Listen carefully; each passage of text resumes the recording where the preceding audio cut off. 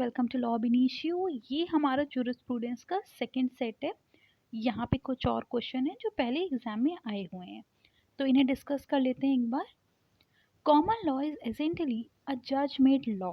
ये किसने कहा था? सामन ने। तो यहाँ पे याद रखिएगा, जज मेड लॉ इसको किसने बोला हुआ है? सामन ने।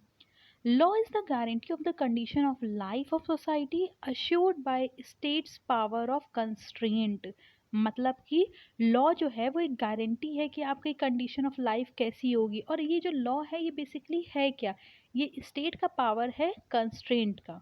ये कहा था हियरिंग ने। एक बात ध्यान रखिएगा, ये मैंने आपसे पहले सेट में भी कहा हुआ है कि यहाँ पे बहुत ज़्यादा एक्सप्लेनेशन नहीं है, ठीक है। वो इसलिए क्योंकि आपको डायरेक्ट क्वेश्चंस बताए गए हैं कि कौन कौन सी चीज़ें हैं जो आई हुई हैं एग्ज़ाम में। तो यहाँ पे कोशिश करिएगा कि जो इनके सेंटेंसेस है उसमें से कुछ ऐसी बातें हैं जो आप नोट कर लीजिएगा और उन्हें याद रखिएगा, पूरी बातें मत याद रखिएगा। और इतना याद रखिए कि ये चीज़ किसने कहा है, ठीक है। जैसे अब यहाँ पे बात की गई है कि केस लॉ जो है वो गोल्ड होते हैं इन अ माइन, ठीक है। तो बहुत लंबा चौड़ी बातें की हैं। अब यहाँ पे आप याद रखिए, while the statute law is coin of the state which is ready for immediate use.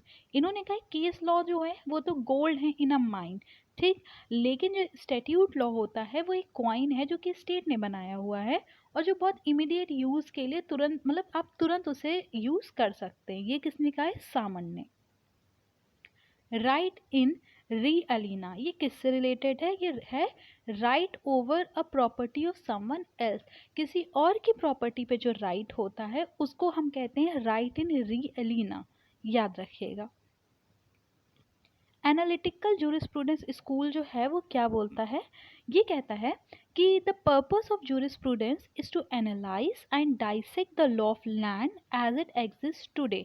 यहाँ पे जैसे आप कैचिंग जो इसका वर्ड है उसको ध्यान रखिए कि एनालिटिकल जूरिस्प्रूडेंस स्कूल किस चीज़ से कंसर्न करता है? जैसा अभी लॉ है, जैसा वो अभी एग्जिस्ट करता है, ठीक। Law is not universal in its nature.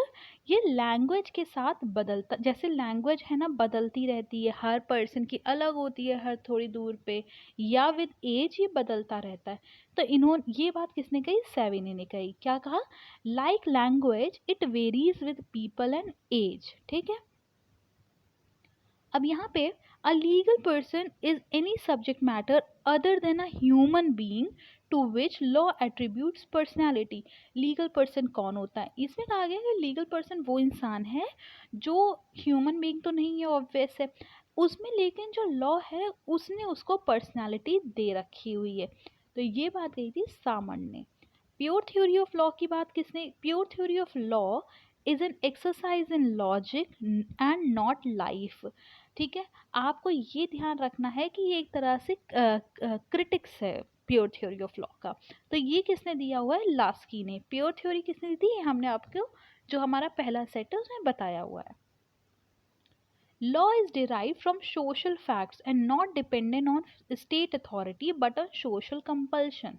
इन्होंने कहा जो लॉ है, ध्यान रखिएगा, वो कहा गया कि एक सोशल कंपल्शन की वजह से आता है। ये किसने कहा? एहरलिच ने।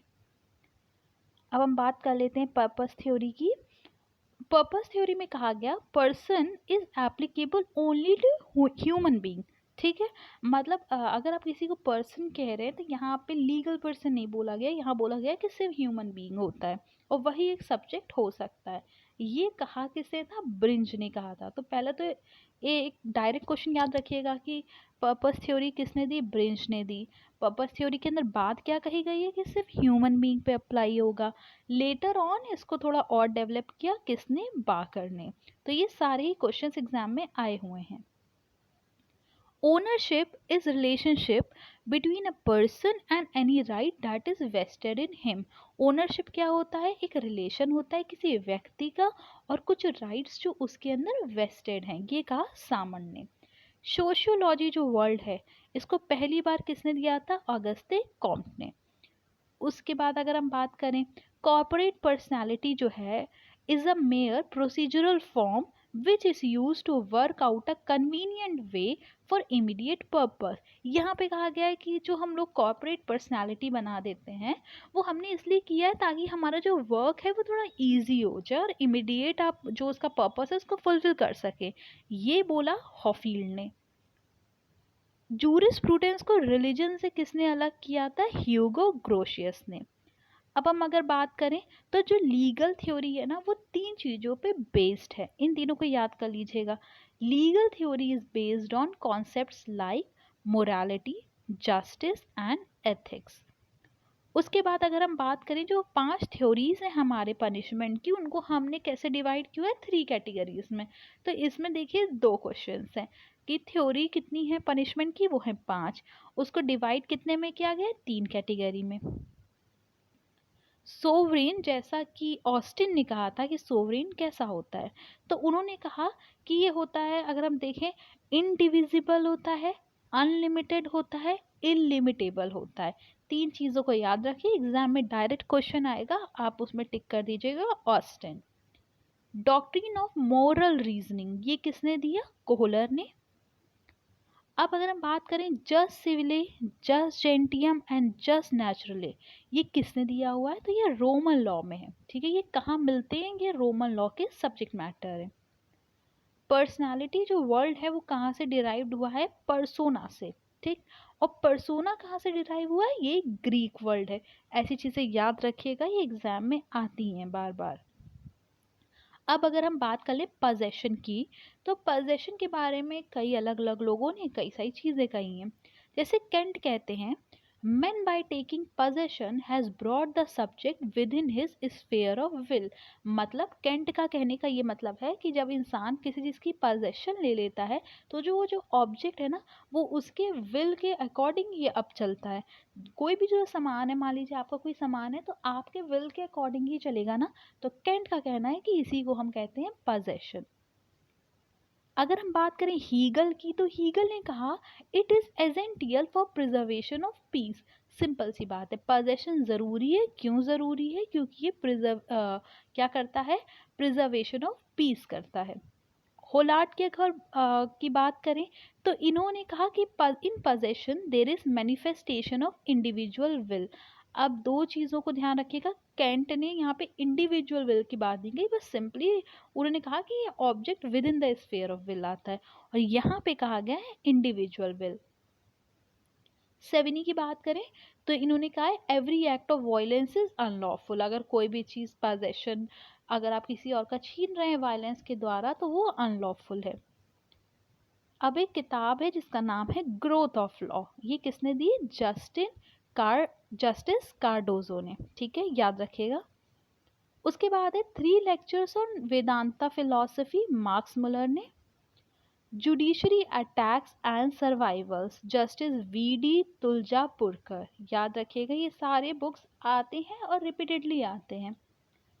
No one has any right, no one has any other right then always to do his duty. हर इंसान को अपनी ड्यूटी करनी चाहिए, यही उसका सबसे बड़ा राइट है। ये किसने कहा? ड्यूगिट ने कहा। इंटरनेशनल लॉ ट्रू लॉ है, ये बात किसने कही? बस आप कैचिंग पॉइंट को याद रखिए, ऑस्टिन ने कही। प्रेसिडेंट जो है makes law as well as declare it. President जो होते हैं वो लॉ बनाते तो हैं, साथ ही साथ डिक्लेयर भी करते हैं। ये किसने कहा? सामन ने। होलैंड की अगर बात करें तो उन्होंने कहा है जो लीगल राइट को उन्होंने किससे डिस्टिंग्विश किया? माइट एंड मॉरल राइट से। ठीक है, उसके बाद है law as phenomena of civilisation. Civilisation से बात याद रखिए, कोहलर। बस अब यहाँ बात आती है, to gain possession a man must stand in a certain physical relationship to the object. इतना बड़ा आप सेंटेंस मत याद रखिए, बस इतना समझ लीजिए। इसमें कहा गया है कि अगर कोई व्यक्ति है वो कहता है मेरा पोजेशन है, तो आपका कुछ फिजिकल रिलेशन होना चाहिए उस ऑब्जेक्ट के साथ। ये किसने कहा? होम्स ने कहा। Who said there is no difference between legal personality of a company and that of individual। जो लीगल पर्सनालिटी है कंपनी की और जो लीगल पर्सनालिटी हम इंडिविजुअल की कहते हैं, उन दोनों में कोई भी डिफरेंस नहीं है, ये कहा केल्सन ने। ठीक है, यहाँ पे ध्यान रखिएगा, ये होलैंड है, या शायद थोड़ी सी स्पेलिंग मिस्टेक हुई है। तो ये था हमारा दूसरा सेट और शायद इसका तीसरा सेट भी आए क्योंकि इसमें बहुत ज़्यादा क्वेश्चंस थे। तो आप इसको पढ़िए, अगर कोई भी कन्फ्यूजन हो तो आप इसके लिए कमेंट कर सकते हैं। Thank you.